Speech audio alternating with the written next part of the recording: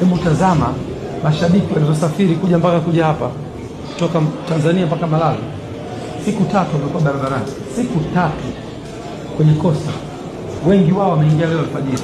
Mtazameni disappointment wanaoipata. Sasa hivi wanatakiwa warudi Dar es Salaam. Wengine wanaenda mpaka Arusha. Na wamekuja hapa kwa nia njema kwa support. Are we giving 100% to these supporters? Are we giving 100% to the team? Are we giving 100% to ourselves? Style ya leo tumecheza, tuko very down.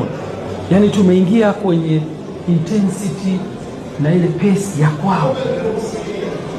Sisi Yanga tunatakiwa tushinde. This is our culture. Yabachama tukapindua meza kule au tutolewe kabisa. Atikibadilisha matokeo ni nia. Maki kuna kipindi cha siku 5, 6, 7 tunaenda kucheza tena Jumamosi. Hakuna alternative hapa zaidi ya kutafuta solution ya kushinda. Na ushindi sio chini ya goli moja. Tunataka tushinde goli 2, 3 na kuendelea. Tuchukue kwamba hapa tunafunga mjadala. Sawa na? Mechi imeisha leo. Sasa hivi vision ni kujipanga kwa ajili ya mechi ya tarehe 25. Na wakati tunaondoka hapa, kichwa chetu kinatakiwa kiwe clear kabisa ya kwamba Jumatano tarehe 25 tunaenda kupigana vita.